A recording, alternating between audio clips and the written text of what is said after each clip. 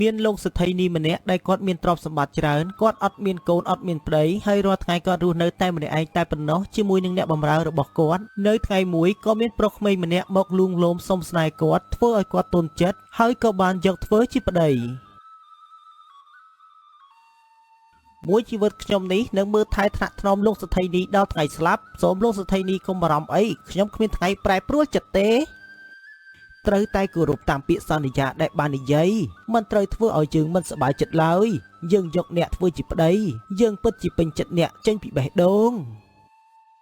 ចំណែកខ្ញុំវិញក៏ដូចជាលោកសេដ្ឋីនីទោះបីខ្ញុំក្មេងប៉ុន្តែចិត្តរបស់ខ្ញុំស្រឡាញ់លោកសេដ្ឋីនីជាប្រពន្ធជារៀងរហូតទៅមិនមានថ្ងៃណាប្រែប្រួលចិត្តទេសូមកុំបារម្ភអីបានឮសម្ដីនិយាយបែបនេះវាធ្វើឲ្យយើងនេះសប្បាយចិត្តចាប់តាំងពីថ្ងៃនេះទៅយើងនឹងរស់នៅជាមួយគ្នាជារៀងរហូតការងារគ្រប់បែបយ៉ាងអ្នកត្រូវតែជួយយើងគ្រប់បែបយ៉ាងកុំបារម្ភអីទូនីតិប្តីត្រូវតែជួយប្រពន្ធបែបនេះហើយលោកសេដ្ឋីនីទុកចិត្តលើខ្ញុំចោះខ្ញុំនឹងមើលការងារខុសត្រូវជំនួសលោកសេដ្ឋីនី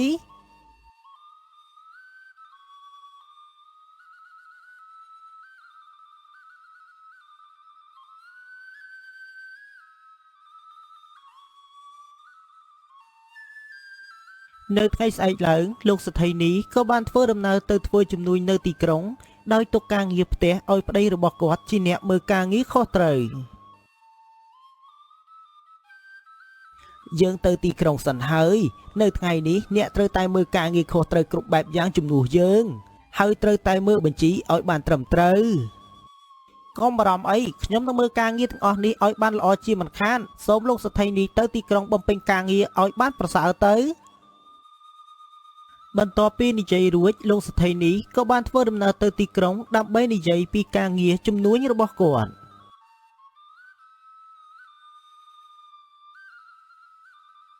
ទៅបាត់ហើយវាជាឱកាសដែលយើងនឹងត្រូវបន្លំភ្នែកបញ្ជីយកប្រាក់ប៉ុន្តែពេលនេះយើងគួរតែឡើងលើផ្ទះដើម្បីយកប្រាក់មួយចំនួនទៅឲ្យប្រពន្ធយើងសិនបន្ទាប់មកគាត់បានឡើងលើផ្ទះដើម្បីយកប្រាក់មួយចំនួនទៅឲ្យប្រពន្ធរបស់គាត់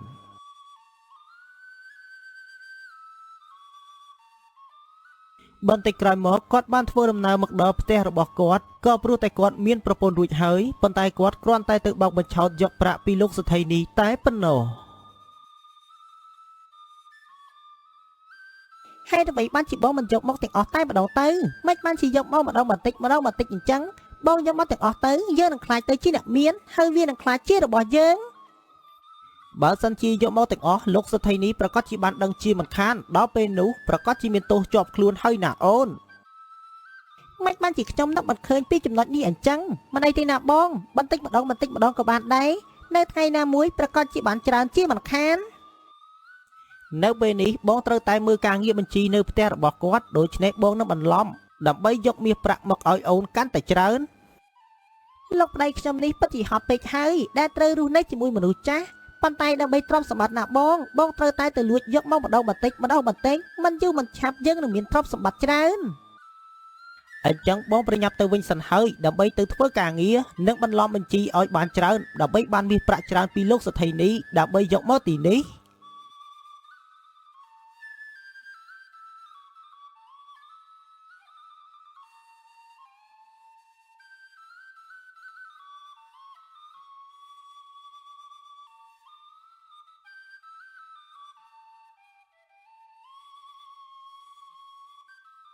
នៅពេលយប់គាត់បានយកបញ្ជីមកឲ្យលោកសេដ្ឋីនីដើម្បីពិនិត្យ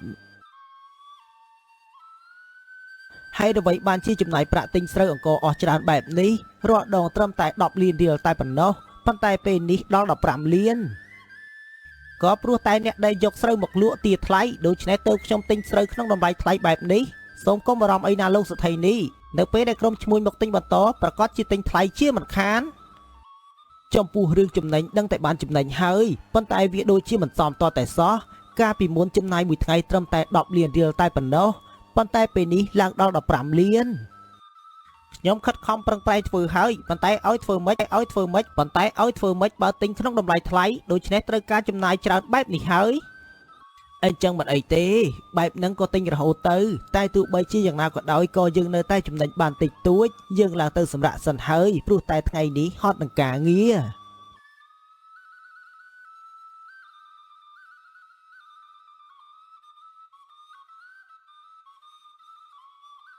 ចង្រៃយោល្មមតែនិយាយឲ្យសេដ្ឋីម្នាក់នេះជឿជាក់វាពិតជាពិបាកបើសិនជាគាត់ដឹងប្រកាសជាត្រូវស្លាប់ជាមិនខាន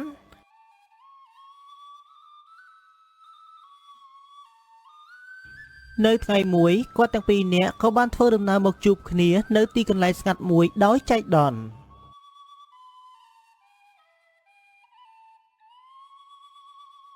វាពិតជាចៃដន្យមែនដែលបានជួបអូននៅទីនេះបងបំរុងថានឹងយកប្រាក់ឲ្យអូននៅពេលនេះអូនជាប្រាក់យកទៅច្រើនណាស់បងតើប៉ុន្មានទៅហេតុអ្វីបានជាច្រើនជាងលើកមុនអញ្ចឹងម្ដងនឹងគឺ10លានណាអូនបងបានសន្សំពីការកេងប្រាក់ហើយបានបន្លំបញ្ជីដូច្នេះទើបបានជីបានប្រាក់ច្រើនបែបនេះមិនយូរមិនឆាប់យើងនឹងខ្លាចទៅជាអ្នកមានទ្រព្យសម្បត្តិច្រើនសេដ្ឋីម្នាក់នោះសម្បូរប្រាក់ដូច្នេះយើងត្រូវតែយកមកទាំងអស់ទោះបីជាចំណាយពេលបន្តិចក៏ដោយ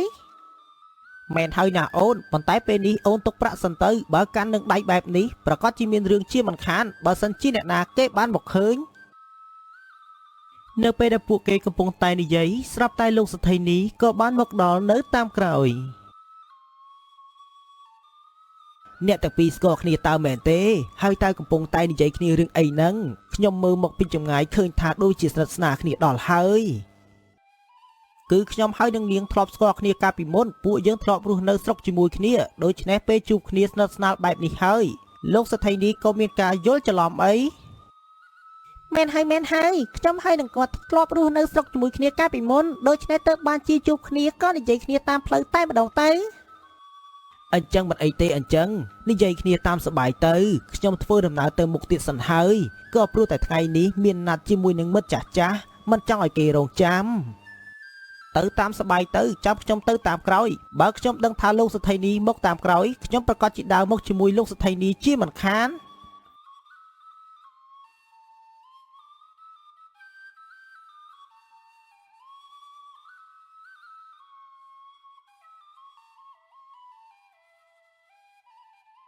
សំណាងហើយដែលគាត់មកដល់មិនទាន់ពេលដែលបងឲ្យប្រាក់ខ្ញុំបើគាត់មកដល់ពេលនោះប្រកាសជាមានរឿងបែកការជាមិនខាន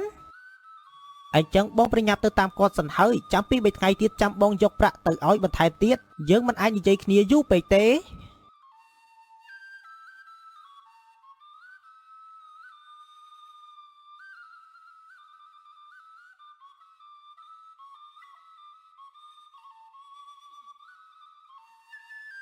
រយៈពេល2-3ថ្ងៃក្រោយមកគាត់បានយកមាសប្រាក់មួយចំនួនទៀតដែលបានមកពីការបន្លំភ្នែកបញ្ជីមកឲ្យប្រពន្ធរបស់គាត់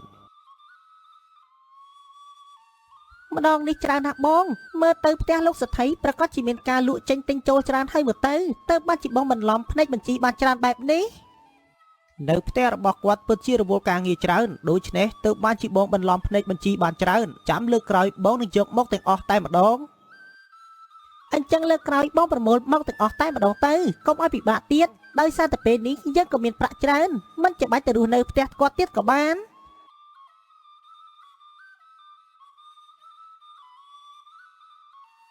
អ្នកទាំងពីរពិតជាអាក្រក់មែនហ៊ានបោកប្រាស់យើងឲ្យប្តីទៅតាក់ទងនឹងយើងហើយលួចប្រាក់ពីយើងយកមកទីនេះចប់ហើយនៅពេលនេះរឿងរ៉ាវបានបែកធ្លាយហើយប៉ុន្តែទោះបីជាយ៉ាងណាក៏ដោយក៏ខ្ញុំមិនខ្លាចទោះបីជាលោកសេដ្ឋីនេះឈប់យកខ្ញុំធ្វើជាប្តីក៏ដោយពិតមែនហើយក៏ព្រោះតែពេលនេះផ្ទះរបស់ខ្ញុំក៏មានប្រាក់ច្រើនដូច្នេះមិនចាំបាច់ឲ្យប្តីទៅរស់នៅជាមួយយាយកញ្ចាស់ឯងទៀតទេយើងមិននឹកស្មានទេមនុស្សដែលយើងយកមកចិញ្ចឹមធ្វើជាប្តីបែរជាមានគំនិតបែបនេះទៅវិញហើយយើងក៏មិនដឹងថាលួចប្រាក់យើងបានមកពីពេលហើយយើងក៏មិនដឹងថាលួចប្រាក់យើងយកមកទីនេះតាំងពីពេលណាមកទេកាលពីមុនប៉ុន្តែជាការសំណាងដែលកូនចៅយើងបានឃើញហើយប្រាប់យើងបានទាន់ពេលទើបយើងបានដឹងនៅពេលនេះខ្ញុំយកមាសប្រាក់បានប៉ុន្មានជារឿងរបស់ខ្ញុំតែប៉ុណ្ណោះឆាប់ចាញ់ពីផ្ទះខ្ញុំភ្លាមទៅខ្ញុំឈប់រស់នៅជាមួយលោកសេដ្ឋីនេះទៀតហើយខ្ញុំរស់នៅជាមួយនឹងប្រពន្ធរបស់ខ្ញុំគិតថារួចខ្លួនបានសុខតើមែនទេអ្នកទាំងពីរនៅពេលនេះយើងបានប្តឹងទៅសាលាស្រុករួចហើយខាងសាលាស្រុកគេនឹងបញ្ជូនលោកសេនាមកទីនេះគឺដើម្បីចាប់អ្នកទាំងពីរដាក់គុកយើងបានប្តឹងអ្នកទាំងពីរពីបទលួចទ្រព្យសម្បត្តិរបស់យើងមិនកើតទេណាបងយើងប្រញាប់រត់ទៅបើមិនដូច្នេះទេប្រកាសជាមានទោសជាប់គុកជាមិនខានយើងរត់ទៅណាបងខ្ញុំសូមតែរួចខ្លួនតែប៉ុណ្ណោះចំណែកទ្រព្យសម្បត្តិគ្រប់បែបយ៉ាងលោកសេដ្ឋីនេះយកវិញទៅខ្ញុំសូមលាសិនហើយខ្ញុំសូមរួចខ្លួនតែប៉ុណ្ណោះ ដោយសារតែខ្លាចលោកសទ្ធីនេះប្តឹងទាំងពីរអ្នកប្តីប្រពន្ធក៏បានរត់ចេញដោយចោលទ្រព្យសម្បត្តិទាំងអស់នោះហើយរត់ទៅរស់នៅស្រុកឆ្ងាយជារៀងរហូតទៅ